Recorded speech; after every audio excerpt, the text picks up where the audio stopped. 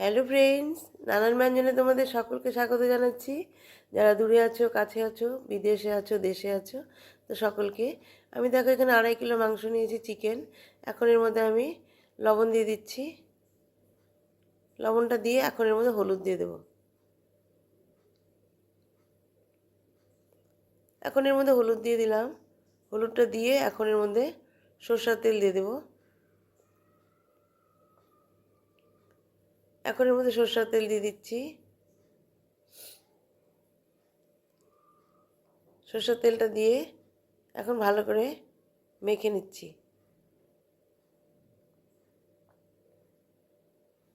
ভালো করে মেখে নিয়ে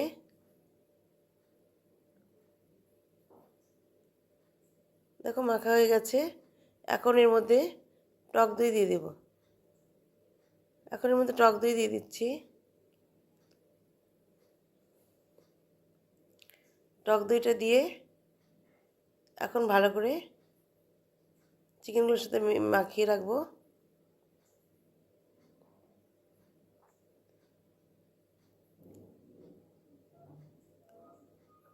এখন আমি ভালো করে মেখে নিয়েছি। এখন এর মধ্যে একটু কসুরি মেথি দিয়ে দিচ্ছি। কসুরি মেথিটা দিয়ে আবার ভালো করে মেখে কিছুক্ষণ রেখে দেবো। ততক্ষণ আমি মশলাগুলো তৈরি করব।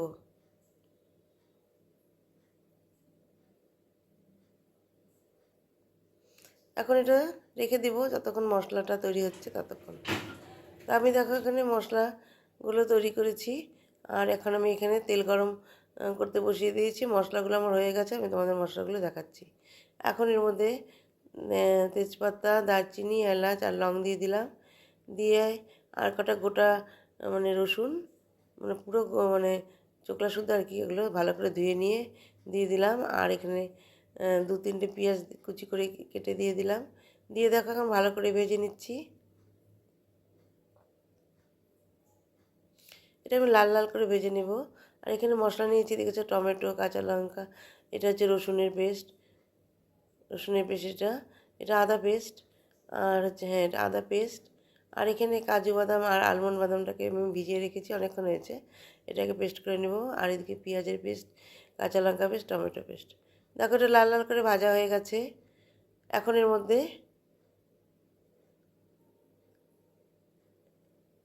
পেঁয়াজের পেস্টটা দিয়ে দিলাম। দিয়ে এটা ভাজতে ভাজতে আমি এখানে এখন আলমন্ড বাদামের পেস্টটা করে নেব।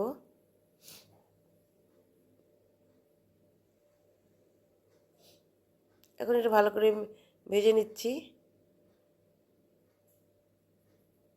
ওদিকে আমার পেস্ট করাটা হয়ে গেছে। এখন ওইদিকে আমি দেখো, ওইদিকে এখন এর মধ্যে দিয়ে দিচ্ছি হচ্ছে আদার পেস্ট। আদা পেস্টটা দিয়ে এখন ভালো করে মিশিয়ে নিচ্ছি।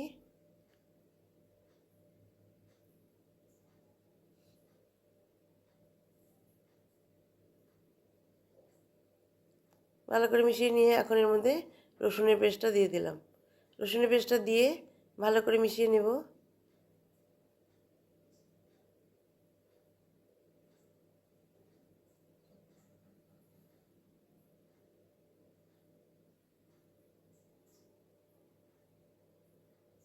এইভাবে ভালো করে মিশিয়ে নিচ্ছি, একটু ভাজা ভাজা করে নিচ্ছি।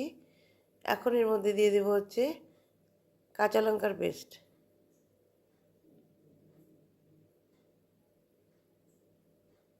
এখন এর মধ্যে কাঁচা লঙ্কার পেস্টটা দিয়ে দিলাম। দিয়ে এখন এটাকে মশলার সাথে আবার ভালো করে মিশিয়ে নেব।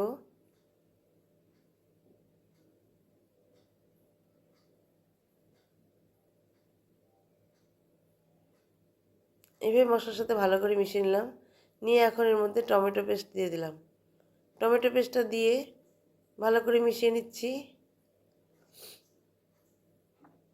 এভাবে ভালো করে মিশিয়ে নিয়ে এখন এর মধ্যে দেখো লবণ আর হলুদ দিয়ে দিলাম। লবণ হলুদ দিয়ে ভালো করে ভেজে নিচ্ছি আর ভালো করে মিশিয়ে নিচ্ছি। এখন এর মধ্যে দিয়ে দেবো হচ্ছে ধনিয়া গুঁড়ো আর জিরে গুঁড়ো। আর এখন দিয়ে দিলাম হচ্ছে লঙ্কার গুঁড়ো, এটা ঝাল লঙ্কার গুঁড়ো। দিয়ে ভালো করে মিশিয়ে নিলাম। এভাবে ভালো করে মিশিয়ে নিয়ে এখন এর মধ্যে দিয়ে দেবো হচ্ছে জিরে গুঁড়ো, ধনে গুঁড়ো।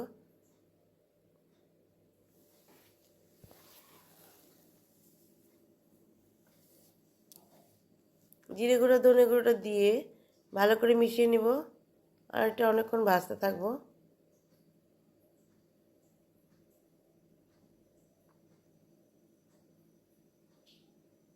আমি এখানে যতটুকু না মাংস তার থেকে আমি অল্পই তেল দিয়েছি। তো একদম কড়াইয়ের সাথে দেখো মশলাগুলো একদম পুড়ে পুড়ে যাচ্ছে আর কি। তো এখন এর মধ্যে বাদামের পেস্টটা দিয়ে দিলাম। বাদামের পেস্টটা দিয়ে আবার ভালো করে মিশিয়ে নিচ্ছি।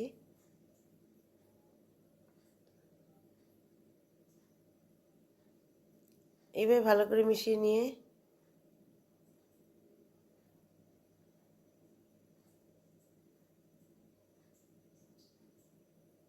বন্ধুরা, তোমরা যে যেখান থেকে দেখছো প্লিজ একটু কমেন্টস করবে এবং সাবস্ক্রাইব করেই পাশে আসবে এবং আমিও তোমাদের পাশে থাকবো। আর পুরনো বন্ধুরা তোমরা আমার পাশে থেকো। দেখো আমার মশলাটা প্রায় ভাজা ভাজা হয়ে গেছে, কড়াইয়ের মধ্যে লেগে যাচ্ছে। হ্যাঁ, এখন এর মধ্যে আমি চিকেনগুলোকে দিয়ে দেবো।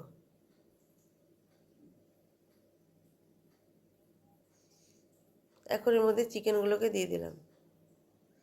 চিকেনগুলোকে দিয়ে এখন ভালো করে নাড়িয়ে নিব। এই কড়াইটার মধ্যে আমার আটছে না, কড়াইটা অনেকটাই বড়, তবুও এটার মধ্যে আটছে না। তো বলছে বড় কড়াই দেবে আমার হাজব্যান্ড বলছে, কিন্তু আমি আর লাগবে না, এটাতে আমি আস্তে আস্তে করবো, কারণ আমি জল দেবো না এটার মধ্যে। এখন এভাবে মশলা দিয়ে ভালো করে কষিয়ে নিয়ে আমি এটাকে একটু ঢেকে রাখবো, তাহলে অনেকটাই জল বেরিয়ে যাবে চিকেন থেকে, কারণ দই দই দই দেওয়া আছে।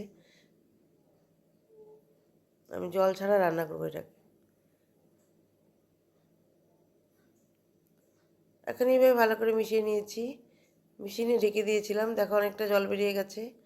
এখন আমি এইভাবে মিশিয়ে নিয়ে আর এদিকে আমি একটু কসুরি মেথিটাকে একটু মানে তাওয়াটা গরম করে ওর মধ্যে দিয়ে রেখেছি, তো ভাজা হয়ে গেছে। এখন এইভাবে আমার চিকেনটা এখন দেখছি সিদ্ধ হয়েছে কি না। এখন আবার একটু পরে আরেকটু ঢেকে দেবো। ঢেকে দিয়েছিলাম, দেখো এখন চিকেনগুলো ভালো করে ফুটছে। এখন এর মধ্যে আমি কসুরি মেথিটা দিয়ে দিলাম। কসুরি মেথিটা দিয়ে এখন আবার একটু নাড়িয়ে নেব। এখন এর মধ্যে একটু বাটার দিয়ে দিলাম।